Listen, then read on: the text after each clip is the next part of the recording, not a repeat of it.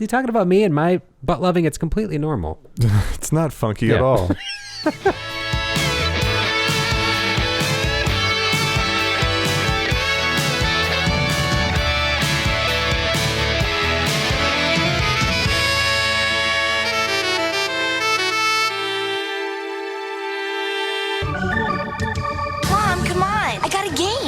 Thinks that he's actually going to play today. Henry Rowan-Gardner had a dream. Rowan-Gardner, get in the right field. Playing in the major leagues. Only one thing... I got it! ...stood in his way. Home! Home! Reality. Until one day... Catch! Everything fell into place. How long will he have to be in the cast? August. And now rotate from the shoulder slowly. Oh! Whoa! Funky butt loving! Did he say funky butt loving? Those tendons have healed a little tight. Now, the kid who wasn't good enough for Little League... Mom, watch this! ...is pitching. Gosh, Henry, you can play for the Cubs! In the big leagues. I'm the new pitcher. 12-year-old Henry Rowan-Gardner, the youngest person in history to play Major League Baseball. Hi, Henry. Welcome to the big show. Now! But what can one sixth grader do against pros like these? Give me the good stuff. Anything he wants. Whoa! Give them the cheese! The hot, stinky cheddar! Dare you to run! What? What's the matter? Chicken? I'm not a chicken, you're the chicken. This summer, the majors will be answering to a minor. Pitcher's got a big butt. Pitcher's got a big butt. Rookie of the year. Gotcha. I'm trying to stay as calm as I can for as long as I can. Oh, let the hate out of your heart, so brother. I'm just let it flow. Don't hold anything back. I think we need to start with the positive stuff first, Okay. and like the facts, and then we can get. We need to into pace ourselves in reality. Ground our feet. Yeah.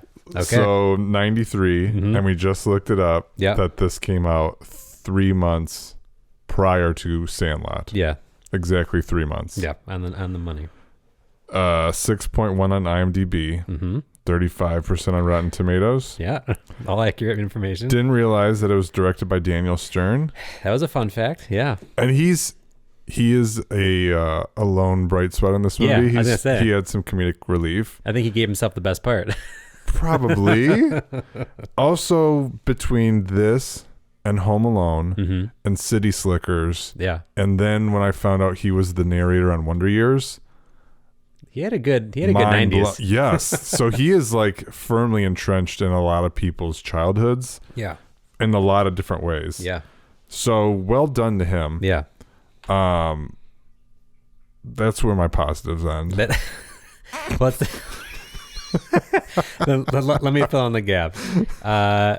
So you can find this on Disney Plus to watch, to tune in, to enjoy, if that's what it is you'd call.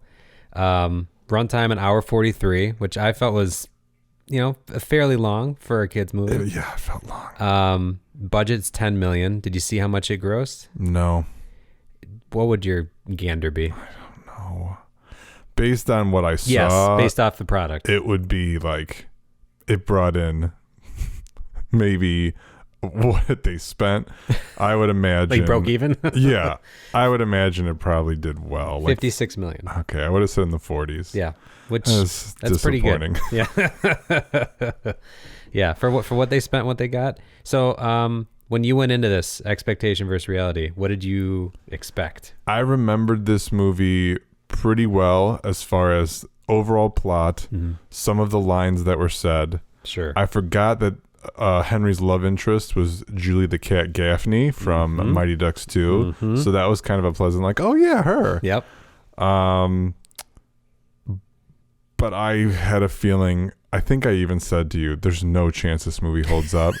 To the point that, full disclosure, you were wondering if we should change the name of the podcast because we're like, I'm afraid too many of these movies are going to be good. We had not gotten to Rookie of the Year yet. So and then in walks Henry Rowan-Gardner, phone. Henry Rowan-Pfeffer, Hori Pfaffen-Lever. Yeah. I knew it was going to be rough.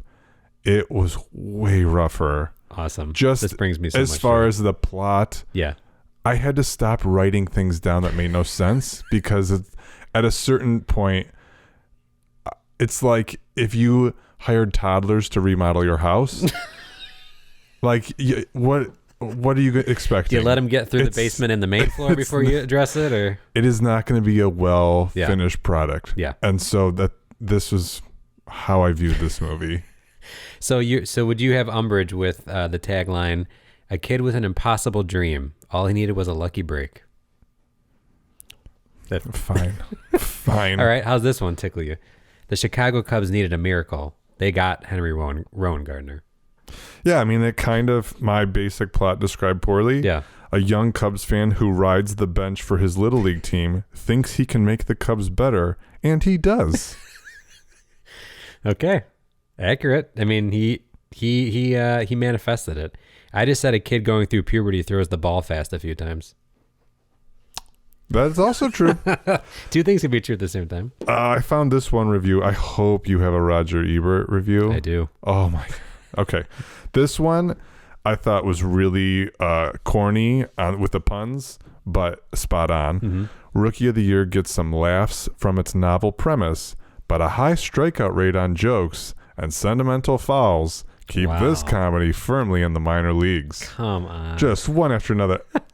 But also maybe an appropriate review. Yeah, that's fair. Because this movie was very corny. So the review should also be such. I think his boss said, "Look, if you can, we need like 3 to 5 more puns in this piece. Like, just make it happen. Put it in there. Care how. Can you put in like a intentional walk reference or something? Or it's your ass." Yes, our good friend Ebert always comes through. He gives it 3 out of 4 stars. Come on. Which is hilarious because of what he follows that up with. Look, this isn't a great movie. I was like, wait, what? 3 out of 4 stars, and we're wrapping the review up with, if you're not a kid, don't go. I really shouldn't give it 3 stars, but I'm going to anyway. Call it a form of revenge for all those hours of dread I spent in right field. So his review of the movie has nothing to do with the actual content, but just his own memories of playing baseball. I remember playing baseball in right field and being sucking. So take that, coach. Yeah. I wish his review would have ended after the first 2 sentences. Yeah. Well, so it was like a 5-paragraph review, and I was skimming it, and once I saw that, I was like, well, okay, this is the best part easily. Yeah. So I wish that was just the entire review. Yeah. That this isn't a good movie. If you're not a kid, don't go. So this is one of the first times I watch. Usually I watch it on my own, listen to it just throughout the day. This is the first time Charlotte watched, Jen was watching, and when I read that review, I burst out laughing when I came to that part because I was like, rightfully what? so. Like after skimming through the rest of the interview where it's like complimentary, and then just look, this isn't. I got to get real with you. This isn't a great movie, and I was dying laughing. I was like, well done, Ebert. You always come through. Cast, some solid cast in this movie, I will say. Yep.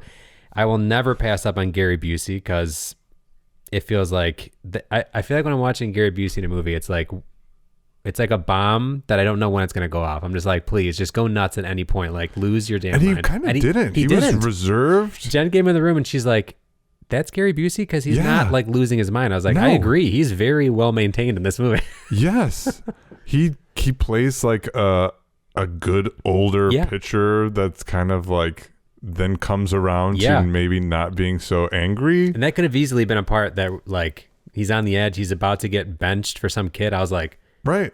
Where's the darker spinoff? Like Rowan-Gardner's gonna end up in a trunk somewhere. Neil Flynn playing first base, janitor from Scrubs. Absolutely. Wonderful addition. Yeah.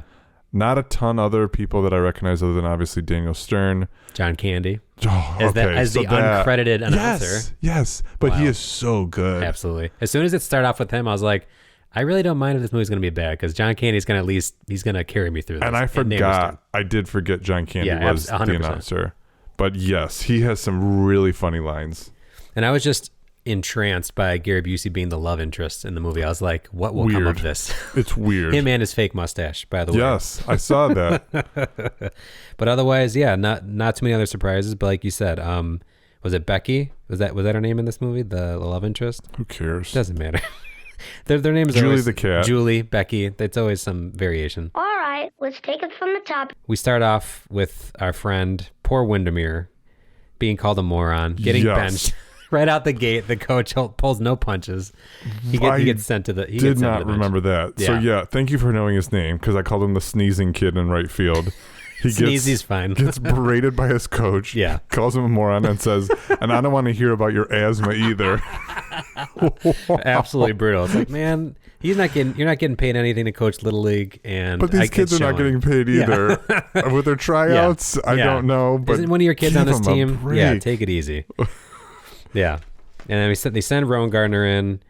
He has the pop up in the outfield where he gets the baseball cap over the eyes. And my first thought to that is no one's coming to his aid. Like everyone just usually you go to someone's aid in the outfield, try to be a backup in case it goes under their legs or they fall down or something. Everyone just stands there and just lets them twirl. And the coach yells, "Throw the ball!" Like, yeah, he knows. I'm working on it. Yeah, I got the head over my eyes. Do. I can't get it off for some reason. Like, and I'm gonna send this thing way over the fence. Yeah. Wrong way. Yeah, wrong way. Not great. But bad baseball on the rest of the team, really, on those outfielders especially. Yeah, shame on you, Pirates. What an organization. Then we get home. We meet Mom. We meet Mom's love interest, which spawned my question. So his name's Jack. Yep. And immediately he's like going to town on Mom right in front of him. Yep. And my first question mainly was just, of kids' movies that you remember, was there ever a step parent you liked? No. And that is one of my questions too. Not even just a step parent. Yeah. Is there a good 90s dad?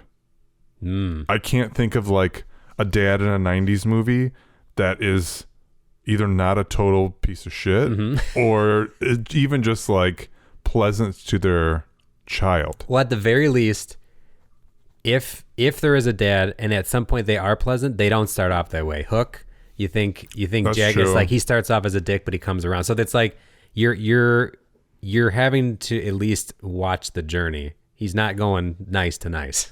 So to your point, right? Yeah. But even comparing to then Sandlot, because you have Dennis Leary as the dad, who's like just tossing a steak on his eye and saying like, whatever, it'll be fine. Yeah. So I just don't know any good dads. Yeah. I saw someone online say that dads are terrible in 90s comedies and moms are terrible in 90s dramas. Okay. And I would have to do some more digging to see if that's accurate, but at least on the surface it sounded like it could be, there could be some truth to that. Listeners, if you're out there, help us out. Because so far the comedies we've watched, the moms are all sweethearts. They're like, dad's a dick. Whatever they can do for their kids, they're doing it. And the dads, and in this case too, I don't even know why Jack is a character. I don't know either. He's not needed. No. At all. And the times that he kind of waffles between like, I want to hate him more and he's actually nice at some parts. And then when I'm like getting used to him, that's when he turns. So it's like, he just goes full blown heel immediately. Where like, oh, you're the manager. By the way, you get 10% cut. Right. By the way, we're trading with the Yankees. Right. By the way, like he's just. Well, yeah, when the manager plot line comes in, then he's gone full heel. But there's one or two times towards the beginning where like, I'm kind of waiting for it to happen and it hasn't quite happened yet. So my thought was, oh, well, maybe he's not the typical step parent. And then as soon as I thought that, that's when his managerial role becomes apparent. And that's when he goes south.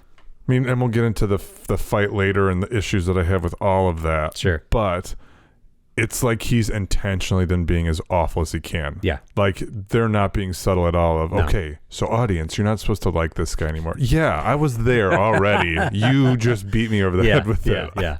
Henry does the giant pratfall, silly fall into his arm, breaks his arm. Yep. And again, it made me think of Jerry in Heavyweights when he gets the wings pinned on him and everyone calls him captain. Mm-hmm. As soon as he has the cast on his arm, kids are waving at him and giving him the salute. And I was like, perfect. Kids would absolutely do that. So most favorite scenes, I have three things. Yeah. And one is intentional or not intentionally funny. Mm-hmm. So that is by far, I think, my favorite scene where like Yeah, everyone's saying hi to him. You just see a montage of him with his arms straight up in the air. Yeah, that was good. Plus, did you catch how long he had to have that cast on for? No. 4 months? I've never broken an arm, so I don't know if that checks out. No. 16 weeks in a cast? There's no way. I don't care what he broke or how bad it was. Yeah. There's no way. Yeah. That's a long time. Yeah, too to much. be in a cast. And like Well, they had that to cover especially. they had to cover the span of summer. They had to set it up to go, oh, there goes my summer. Okay. All right. But man, it couldn't have been closer to school getting out. Yeah, medically doesn't check out.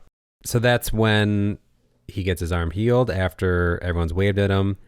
Goes back to the doctor's office, and that's when his arm gets pulled back. He smacks the doctor, and that's when we're introduced to the classic line. Funky butt lovin', which I remember kids saying that all the time growing up. Absolutely. Did not realize it was in the trailer. We just watched the trailer. Mm-hmm. They didn't pull any punches there. Wow. Yeah. I'd say this was definitely one of those rewatch it and it hits you and it brings back memories, that line. You're like, and it made me wonder, like, once movies like that had success, how many other 90s kids movies they shoehorned like something to try to get it to catch on, like Funky Butt Lovin'. Because between that and other things, like if you were playing baseball, you would be the stinky cheese and all that. Like this is all the stuff that as a kid it would just become part of your personality. So I'm in my head, I play the idea of how many meetings do they have? Like, listen, we need to have a funky butt lovin' in this movie. Like, let's get it. Right. Let's get What's some funky the butt equivalent? lovin'. Yeah.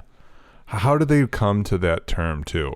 Well, there are multiple times they're gags where someone's about to swear and it doesn't happen, right, or it gets covered up. So that was one of those very where it's Austin like Powers-esque. Absolutely. And actually, as a fun little tidbit or trivia, there is a part with a swear that ends up getting covered. But I think the running gag of the almost swears is just something that's consistent throughout the entire feature film. One of my first concerns, aside from a kid breaks his arm, gets it healed in a few weeks, or is in a cast for 16 weeks. Mom, as a gift of getting your cast off, says, "Here's tickets to Wrigley." Yep. Okay, great. The kids are excited. I didn't know she was sending them off to Wrigley by themselves. Yep. I wrote Off that you go, down. kids. Off you go. Thing that was in my category, things that went over my head when I watched as a kid. So 3 12-year-olds ride the L and go to the Cubs game by themselves. Yeah. That's Strike no one. Yeah. Then when they're in you should work for the Post. when they're in the outfield and, Henry throws the ball in, and that's when he realizes, oh, he's got a cannon for an arm now. Yep.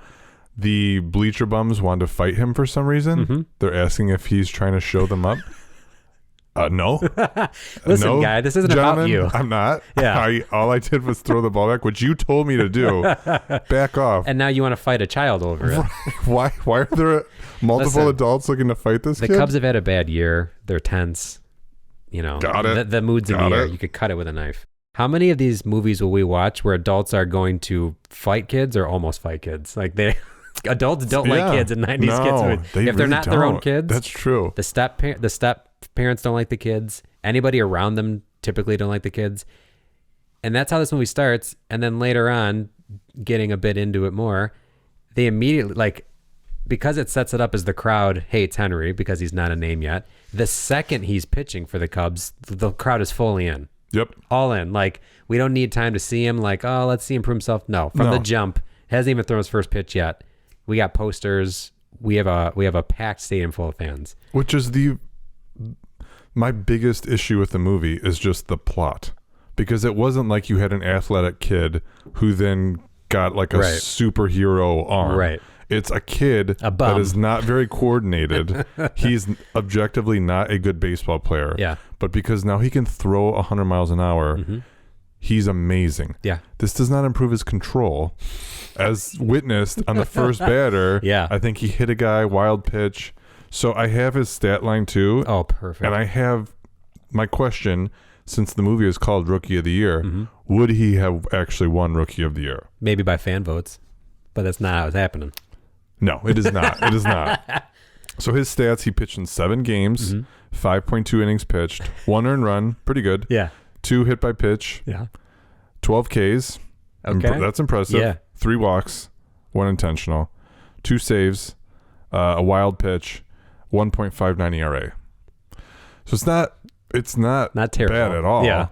But rookie But of the year again, candidate. 5.2 innings pitched Yeah. in the course of a season. Yeah, that's not great. And not even season because he's pitching in Right. the playoffs at the end. Right.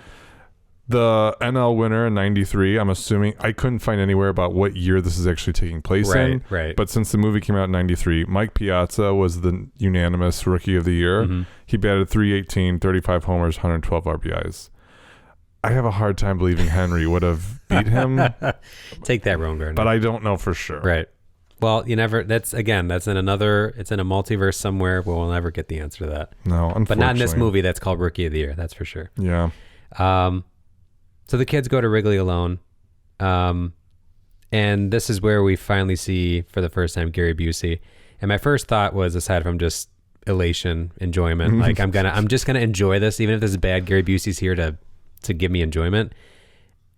I think part of the reason, almost actually not for this movie, but usually I feel like Gary Busey is added to a movie just to make everyone else look sane. Yeah. Like, you know how in shows like Arrested Development and shows where it's like one person needs to ground you in some way. So if everyone else is the opposite, it's like, okay, well, at least there's them. Right. If Gary Busey's in a movie, his insanity, no matter how insane anybody else is, will make you feel like, well, there's Gary, Right. he's nuts, but everyone else is okay. Almost like Randy Quaid. Yes, 100%. Like, we got to inject a little crazy into Yeah, this. like at least to make the other people, even if they're off a little bit, you go, well, in comparison, except in this movie where he's completely normal and maintained and like not overly emotional or anything for what he goes through. I was like, Right.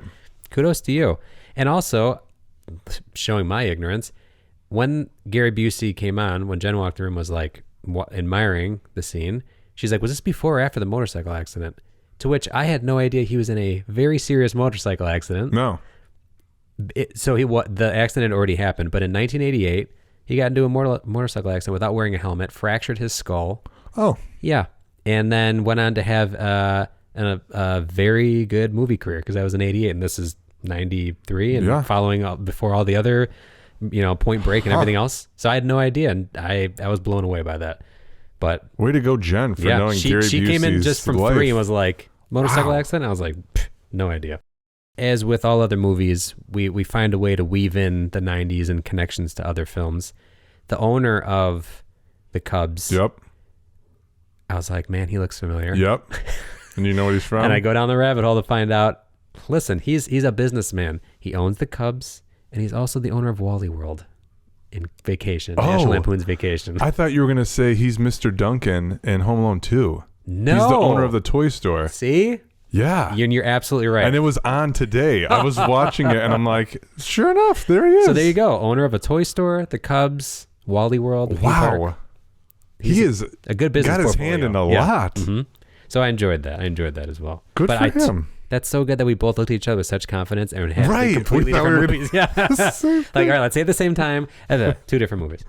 But yeah, very much enjoyed that. Then that's when Rowan Gardner throws the ball back. The bleacher bums want to fight him. I just wrote adults hate kids in 90s movies. Like there's some point where someone's going to fight a child. We get a cameo, not a cameo. What is the role of Larry Fisher? He works for the Cubs but gets the stepdad to be manager. Yeah, he's the nephew of Mr. Duncan. Yeah. Or whatever. Yeah. Whatever his name is in this Yeah. movie. So I don't know his actual role. Is he like GM? Because the Or is he owner, assistant to something? I don't know. But Later you see him doing vending. Right. So clearly he's in every. he was. He's got his hands in everything. Well, that was punishment. Yeah. But apparently he can't be that high up. But That's he's true. high enough to make trades with the Yankees and whatever else. I don't know. But he was another 90s staple because he's from Clueless, Usual Yeah. Suspects, Adam's Family Values, He's in a bunch. Yeah. For all this movie's faults, one of the things I did enjoy was the constant gag of the coach messing up his Rowan Gardner's Yes. last name. Worked every time, even though I knew it was coming. It was a Still different ridiculous funny. name, and I enjoyed it. Yeah, that is one of my things too. That one of my favorite things. Mm-hmm. So except for once, the coach gets his last name wrong every time. Mm-hmm. He calls him the following: Rulingfurter, Gardenhoser, Ravi Boozer, Rosenbagger, Runemucker, Rowan Gardner finally correctly, and then Rulingruder. So after he said his name right, he still messes it up. Yes, Can I yes. tell you something? As a friend, as a co-host, I was thinking as we were saying this piece, I was like, oh, I should have looked these names up. And here you came. Well, the bottom of the ninth. Here you go. With an absolute with 101 mile per hour fastball. I would vote for you for rookie of the year. Thank you. And yes, I know that it's rookie of the year. It's a pun. It's in jest fine. Mm-hmm. But okay, he's throwing, 101, I think was with the speed gun. Mm-hmm. So I was trying to look up and see, okay, in 93, was that impressive? Because it seems like pitchers are throwing faster now. Right. So I wasn't able to find how many pitchers in 93 pitched above 100 miles an hour. Yeah. But I did find pitch speed is calculated differently now. Oh. Today, it's recorded closer to the pitcher's release. Before, it was at home plate. And the ball can slow down anywhere between 9 to 10% by the time it reaches the batter. So an 85 mile per hour fastball, if registered by a speed gun at the plate, would be about 93 if measured by a StatCast out of the pitcher's hand. Oh. So Nolan Ryan's fastballs back in the day were super impressive because they were probably like 7 to 10 miles per hour faster than what was actually even recorded back then. So all our heroes got ripped off, basically. Yeah, they did. A shame. That should be a movie. They ask Rowan Gardner if he wants to be on the Cubs. He says he's got to ask his mom first. Cute joke. Yeah, okay. Enjoyable. He's a good boy. But also he probably should. To which my mind jittered around a bit and made me think of a lovely feature film by the name of The Mighty Ducks, where I wondered, so Rowan Gardner can go straight to the majors, but Bombay's got to go back to the minors and try out. He didn't even have to try. Rowan Gardner didn't even need to try out. He's just you're starting. Let's go. Like your game one that you're on the team. Bombay has got to put in his work.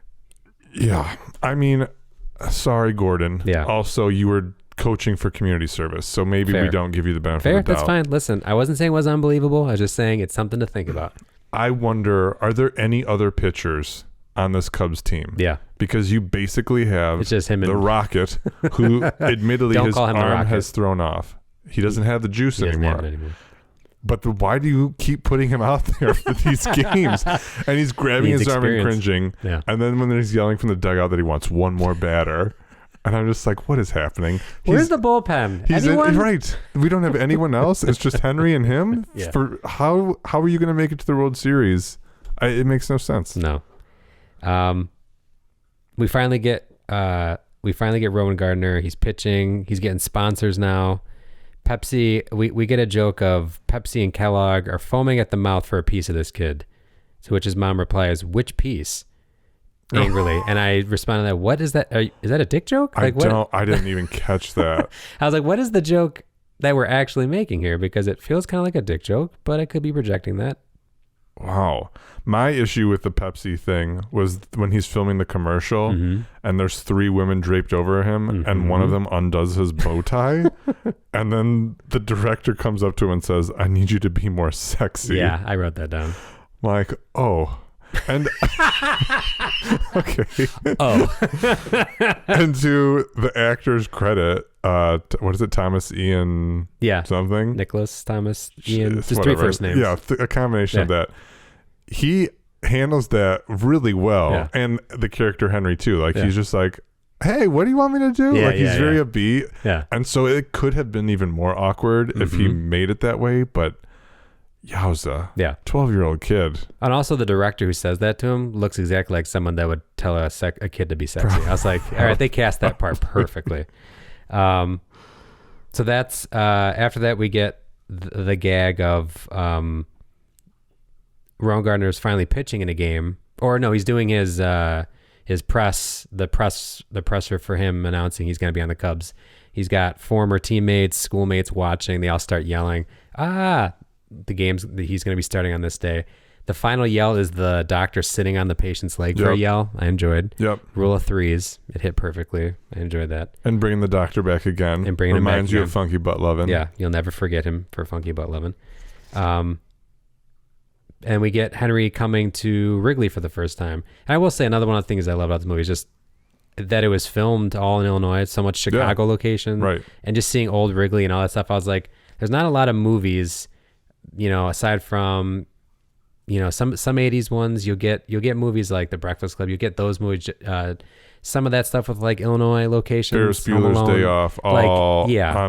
It's that kind of stuff. You're like, oh, a little bit of Illinois. This movie's like from top to bottom. It's like you're getting your Midwest. You're getting your Midwest fill. So as a Cubs fan growing up, did you like this movie? Did you enjoy this movie? I mean, yes. Isn't there a part of you that was just like, this could be me? Yeah. Mm-hmm. Yeah. Absolutely. And I don't think it was like, this movie's okay, but the Cubs thing makes it better. It was just like, I love this movie, and on top of it, it's a Cubs. We had all the Cubs references. Yeah. It only solidified it even more, which makes me hate my childhood self even more watching this again.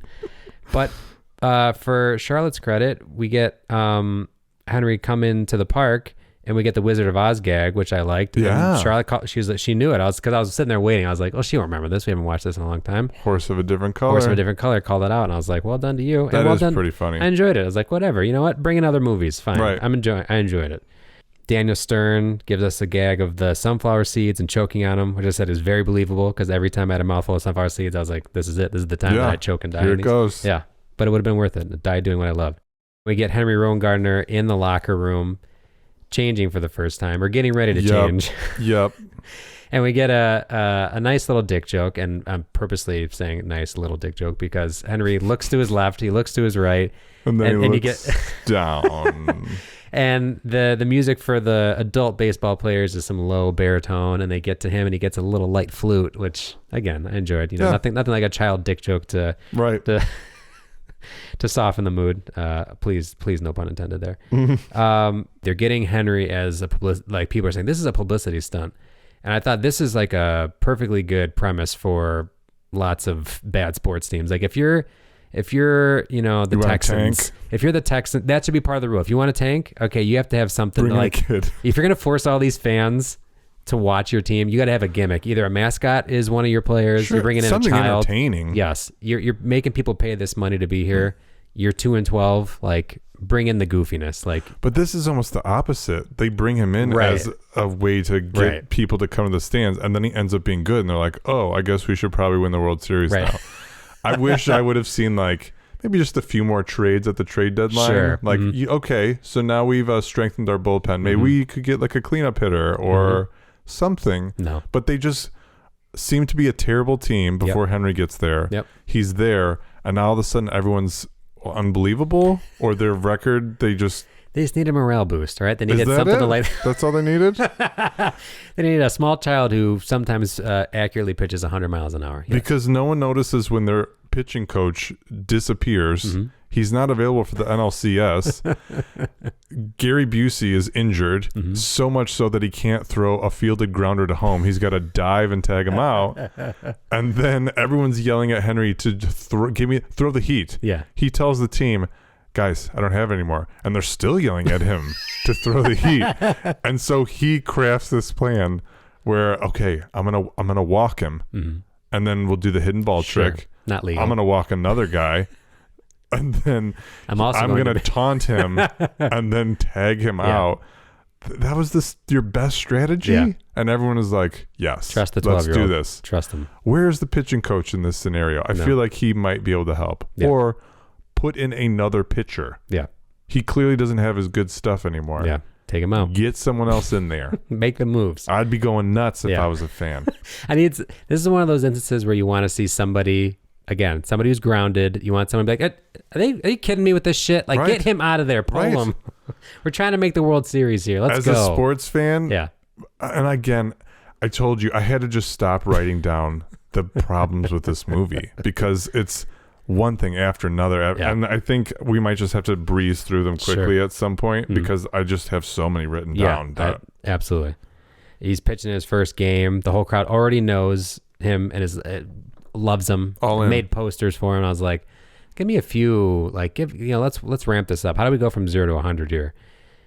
Sold out crowd right away. Yeah. Maybe see like the crowd gradually grow. Yes. He's had a good game. Now people are picking up on it. It's kind of like a major league situation. They're starting to get good, and now the crowd comes. Although I did love the twist of his first at bat.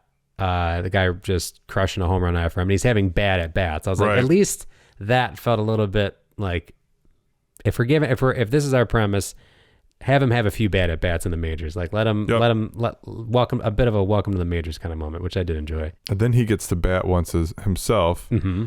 He is not a good batter. No. It's just he has no strike zone. Right, yeah. So I can buy into that too. Mm-hmm. I have a fun little trivia about that pitcher. The pitcher's got a big butt. Mm-hmm.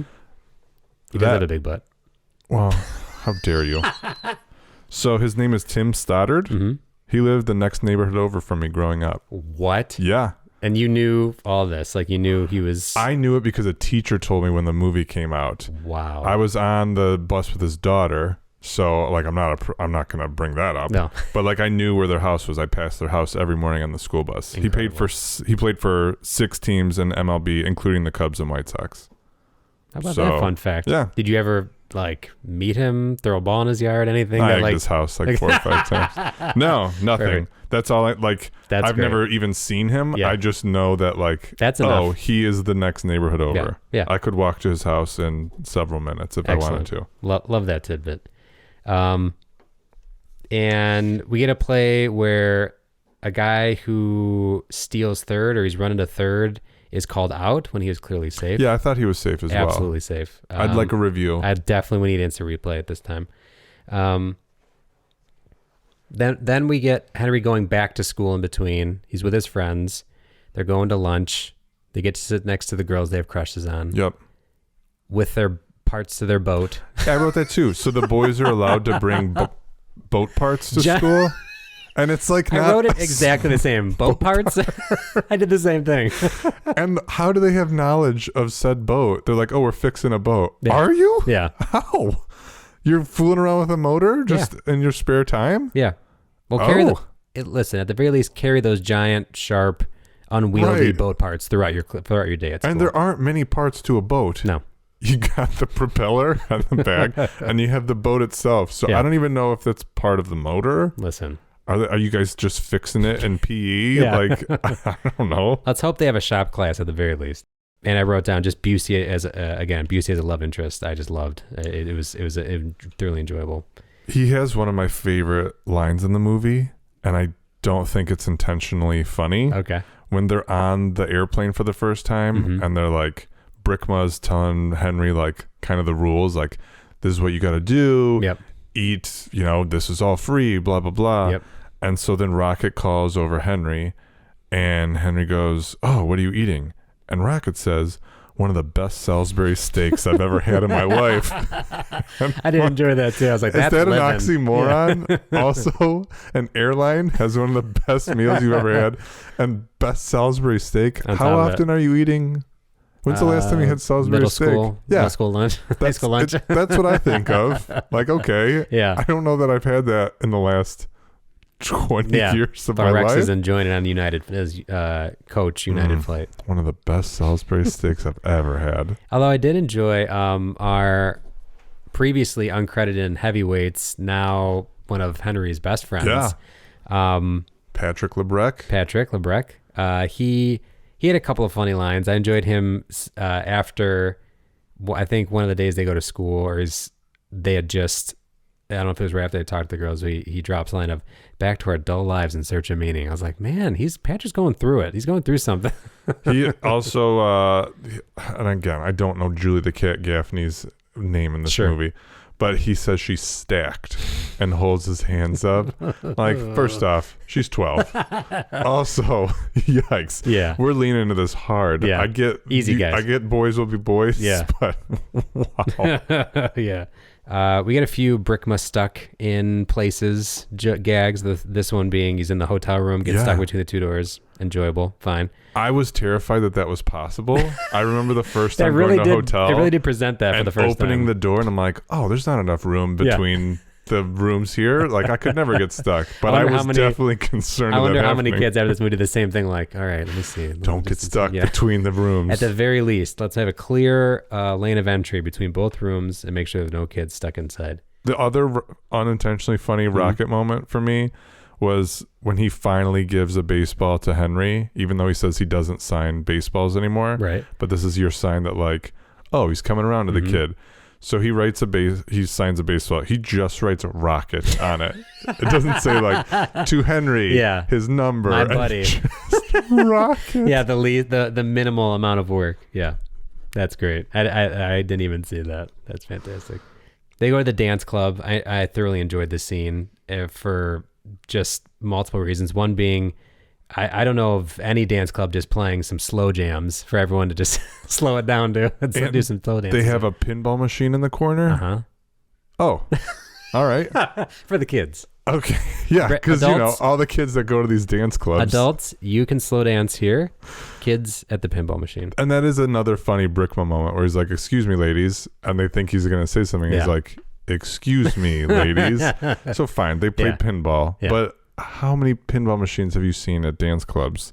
And then this is the start of maybe like 10 questions I have with the movie or problems I have is Henry's mom is just openly flirting and dancing with Rocket in front of Jack. I was hoping you'd say something. Yeah. What? Slow dancing with him. And as he's just glaring across the room. And I would be too. I'd be like, "What? Hey, what's happening? Guys, how's the song? You enjoying the dance?" Yeah. As that dance was happening, I was like, "Oh, I guess that's a nice little moment." They're starting to, get their relationship building. I was like, "Oh, the boyfriend's right there watching them." Yeah. Yeah. I'd be a little perturbed. Yeah, understandably. I wrote down after that point, it's really starting to get to me that Rowan Gardner's voice is cracking a lot through this movie, and I get it. He's having it's a child who's in puberty.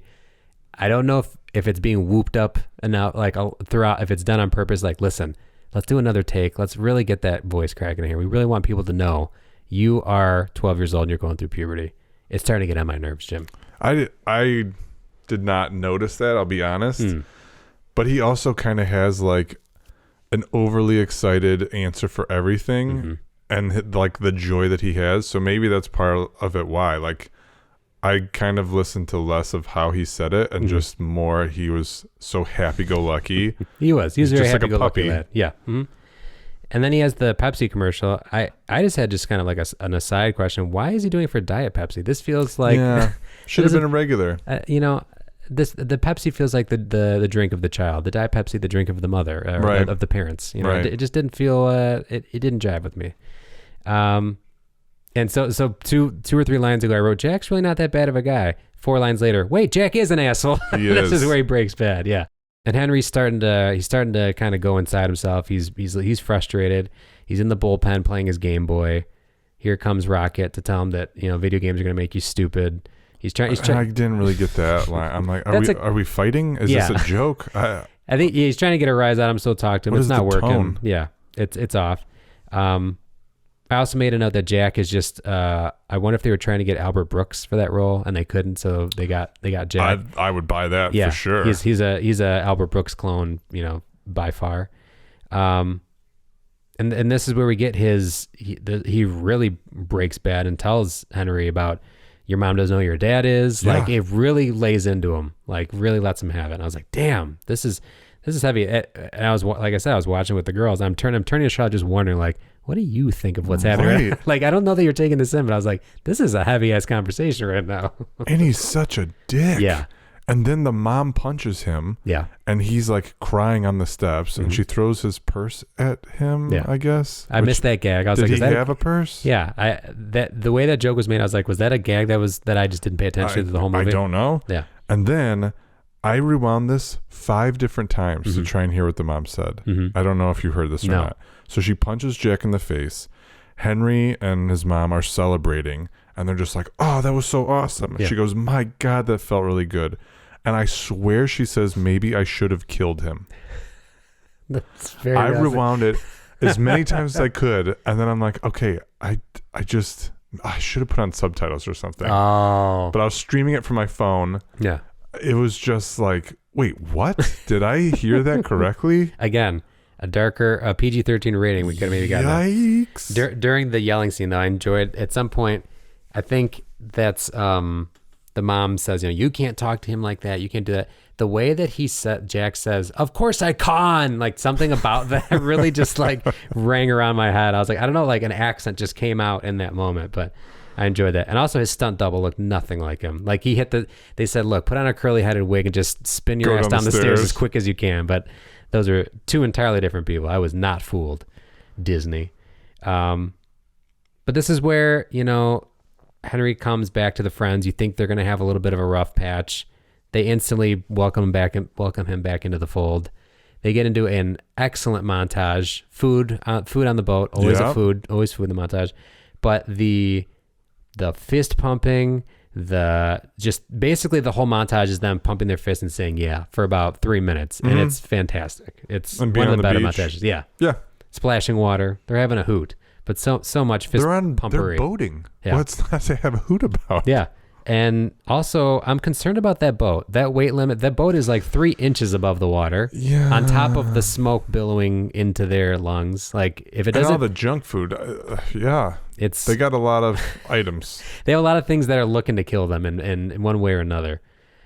Safety first, kids. There's a lot of weird decisions in this movie too. Yeah. Like the opening of the movie, they're running down the street with what looks like a bunch of baseball equipment and a baby stroller, like an old-fashioned baby stroller. Why and what? What are they doing? And if that's Henry's stuff, how much does he need for his game? Because his friends don't participate in anything throughout the movie. Right. They watch him in Little League. They watch him when he's on the Cubs. Yeah. Why do you have a baby stroller full of... I see a bat. Yeah. I'm assuming there's a mitt in there. Mm-hmm. Is that really needed? I don't know. Not necessary. And this is where I'm a little confused because towards this part of the movie, they pulled Chet in to tell him he's benched for the season. Yeah. I wrote that down. Only to find out later, you're not benched. We need you to start because we need experience in this game. So I'm just kind of puzzled by the back and forth. Chet at this point, I'm waiting for him to have an outburst like, listen, do you want me? Do you not want me? Like, well, be straight they with said me. he's going to be released at the end of the season. Okay. And so he has admitted himself that he just doesn't have it anymore. Yeah, he's not the Rocket. I don't know why he's surprised that the team has said that to him. Yeah. I don't know then why they would tell him. They don't have to tell him in the middle of the season, hey, just giving you a heads up, Rocket, because we really respect you. At the end of the season, we're going to part ways. Oh, we might be in the playoffs, but just letting you know, you will not be involved in And it. if we are, you're starting. Don't pay attention. These to that. are big ifs. Big ifs. We just don't know. Have you seen how we played in previous seasons? We don't know what the hell we're doing. Just hang on. Just hang along for the ride. And then around that time too, Henry goes to school, and then he goes to practice later in that day. And I'm wondering, how is this possible? What time are their practices at? No. Where he can just coast through a school day. He's not tired. He's happy-go-lucky. No This isn't homework, wearing him down. apparently. No. He's definitely not devoting enough time to his studies. Yeah. And we get Henry back in the game. He does that fall. We get the fall again.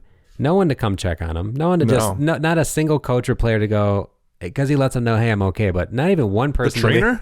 The coach? No one leaves the no one leaves the dugout. They're just like, yeah, you're good. Yeah, you're good. Grown man falls over in the NBA, and you got 8 players running over to help him up, and the 12-year-old falls on the field, and you're just like, He flies 10 feet into the air, and they go, he's probably fine.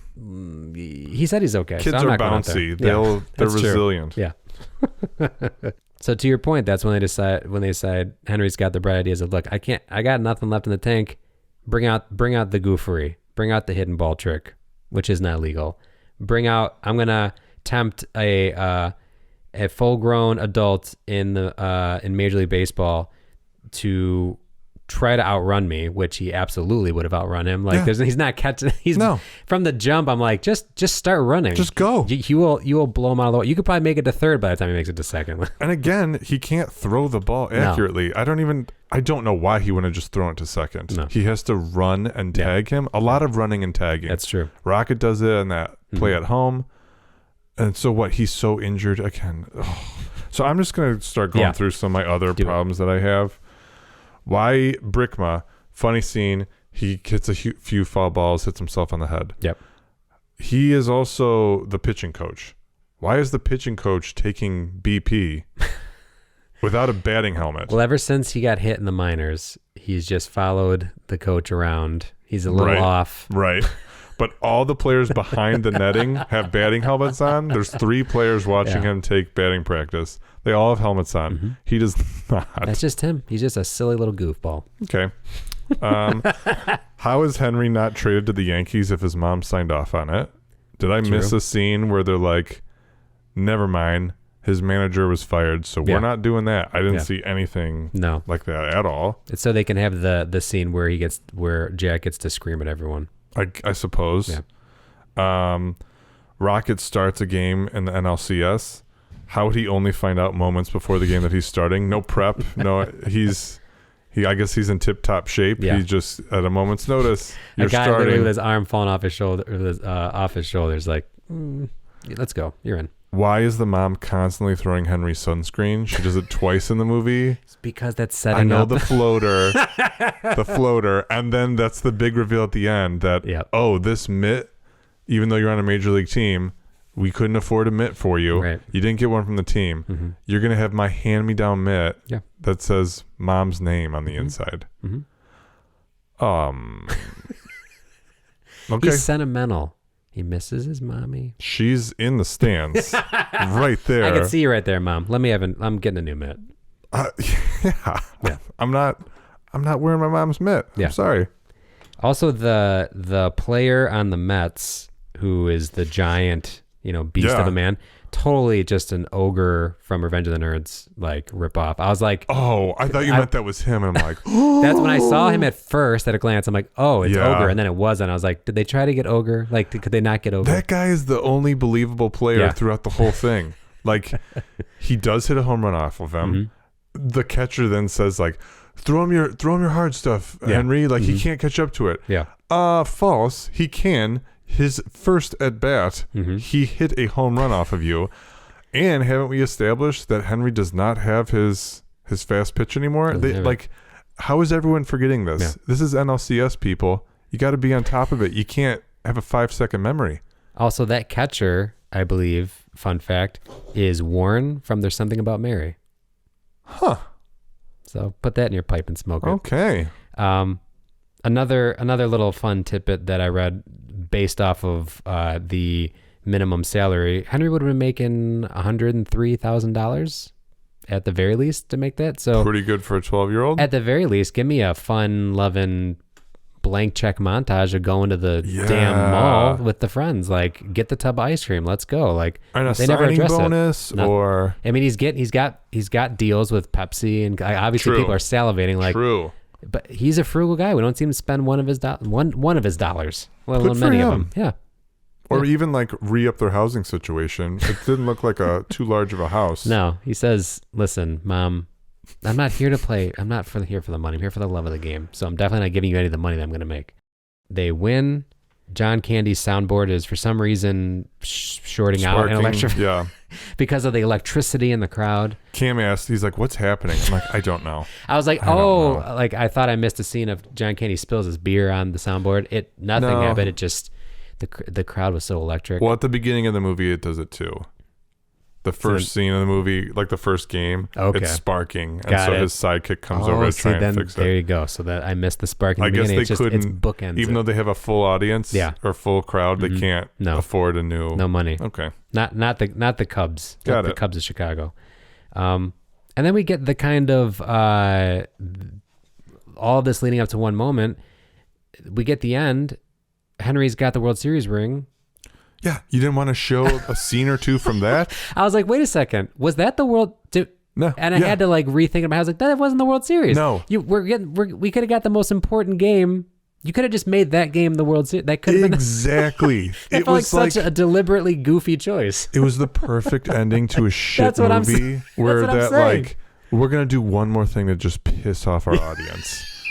Oh, you thought that was exciting? You know what would have been more exciting if this was the World Series, but it wasn't. Which you will never see. This is like a Pulp Fiction, gold in the briefcase situation. Like, why withhold that? Like, at least in that it makes sense. In this, I'm like, and they don't allude to it any other way. No, he just holds up his fist with the ring on. You're like, oh, I guess they won. Yeah. I guess there was a World Series. Okay. I guess Henry was involved in winning. I don't know who the pitchers were because Rocket's done. And Henry is done with the team. He's given up. He has no gifts anymore. Yeah. Who is pitching? I don't know how they eked that one out. How many We'll never games did know. it go? I don't know.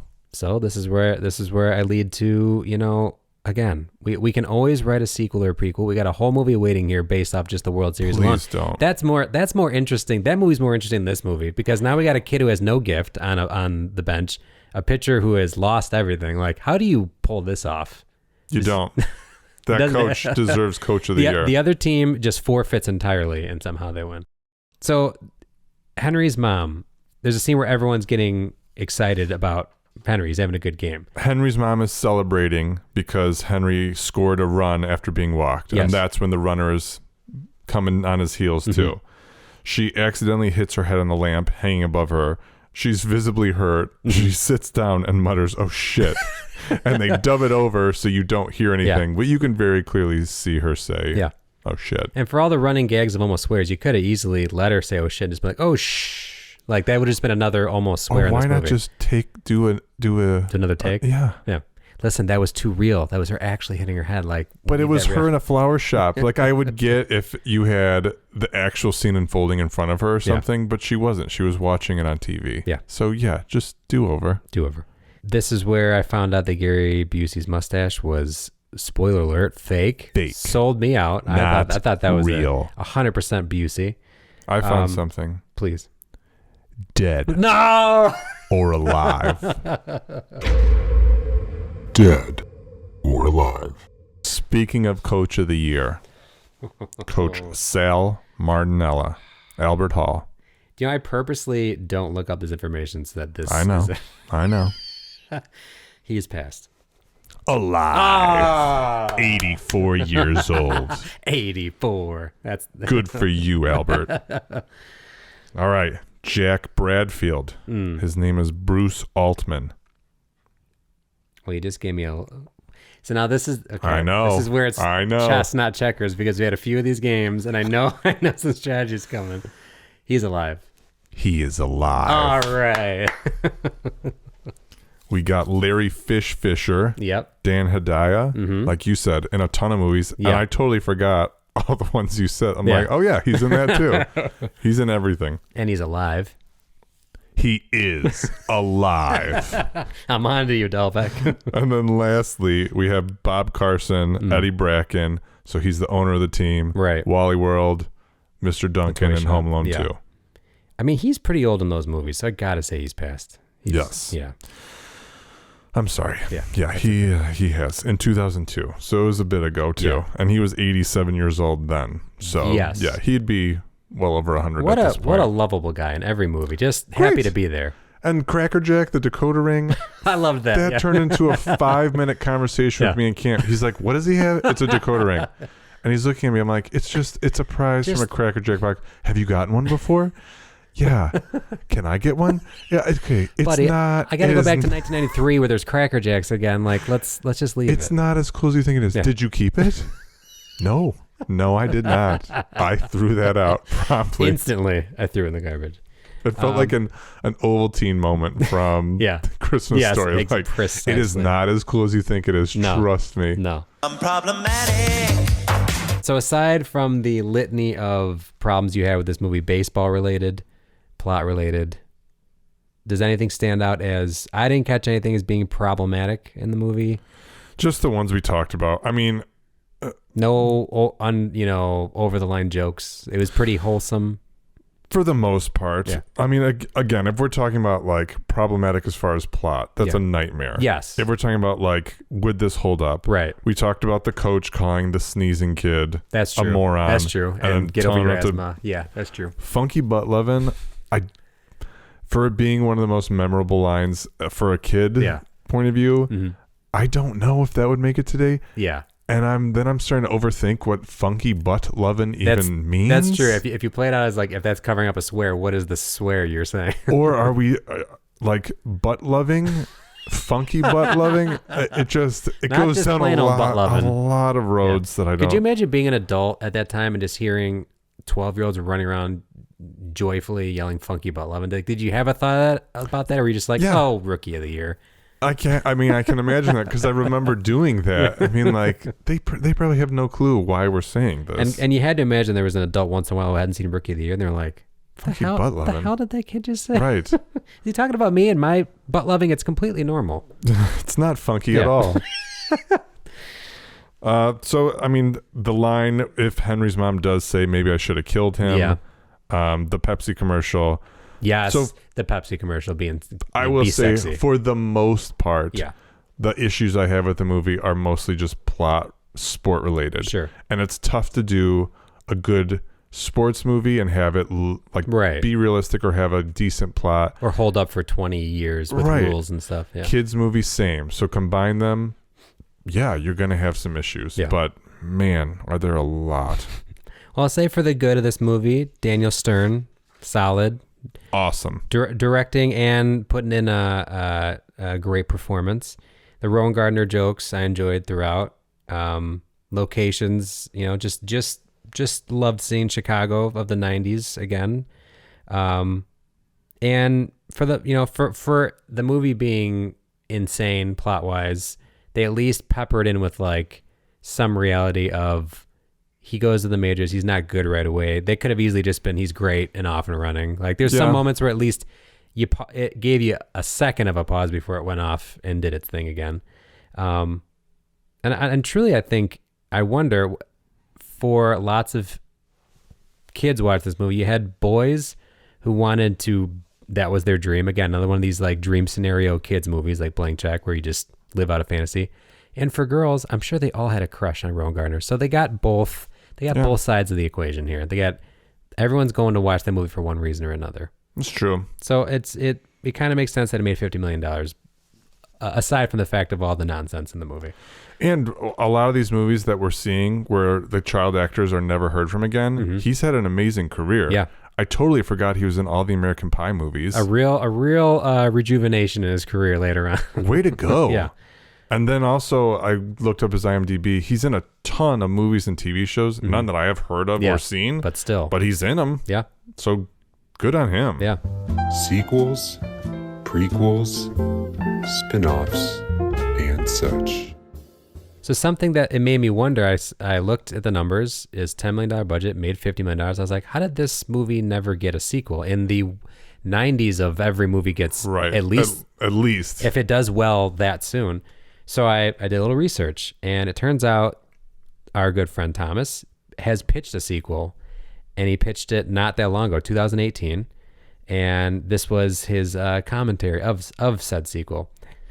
In an interview, he said, I actually did pitch Fox a reboot/sequel. They are interested in possibly doing it at some point, but not quite yet. So I think my plan is this year I'm going to launch one of those crazy pledge film campaigns, which was before Kickstarter.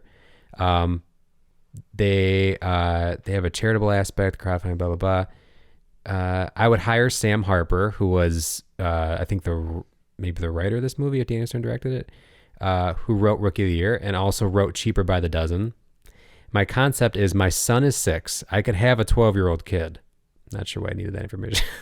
Maybe he suffers the same sort of fate of getting a fast pitch arm, but I don't want him to do it. Then he ends up getting drafted. But then Henry's got to join the team too, and maybe he never lost his arm. Maybe he has to come to the rescue at some point. I don't know. That's his whole... This podcast needs a visual element to see Jim's face right now. What is he even talking about? I think he had just done a line, and they were like, "Hey, weren't you the guy from Rookie of the Year? Are you? What's up? I was thinking of a sequel for this movie, and maybe my son's in it, but maybe it's not, and maybe I could pitch, but who knows? And are you hungry? Let's go eat." What on earth? No, please God, no. We do not need a sequel. We didn't need this a reboot. One. God, no. But now this makes me wonder. He said, I talked to someone at Disney. Did you just go to Disney World and talk to Mickey Mouse in the maybe like someone physically in Disney World? One of the poor people working the stands like, listen, guy, I liked Rookie of the Year, but I gotta work a shift. Like I can't listen to this right now. This movie was nonsensical. If you make it into a sequel or a prequel or an equal, it's gonna be incoherent. Yeah. Well, no, especially if you have him as the dad of a kid who's 6 or 12, and they both have to join the team, and they both can pitch, and it's like Ken Griffey Jr. and Sr. playing together on the same team. It writes itself, Jim. Listen, well, I'll make you another $50 million right now for kids who have no idea who I am or what this movie is 30 years later. Wow. Yeah. Let's circle back on our numbers. What are your feelings on 6 out of 10 / 35%. Which one are you more comfortable with? I'm happy with a 35. Yeah. I mean, in all honesty, 6.1 sounds high. Yeah. I was going to say like maybe a 5. I was going to put it. If heavyweights, I don't even remember what that was. So here's my, yeah, they got Dog 2. I think they were actually a 6 on IMDb, but they were like 27%. So they got a similar rating to this. So now we're getting into us doing more of these movies. I feel like the scale is going to be, you know, is it as good as Heavyweights? Is it as bad as Blank Check? Like, where is it falling? And in my mind, this just kind of falls in the middle of that. Like, no, it's not as good as Heavyweights. It's not as bad as Blank Check either. So it feels like it just kind of floats somewhere in there. Sandlot got a 7.8. Do you feel like this movie That's low.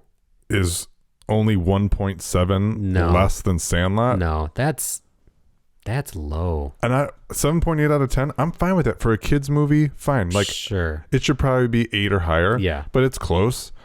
This is not a 6.1 movie. This is a 4.2. This is a bunch of people who loved saying Funky Butt Love when they were younger, and they're like, oh, it's a hoot.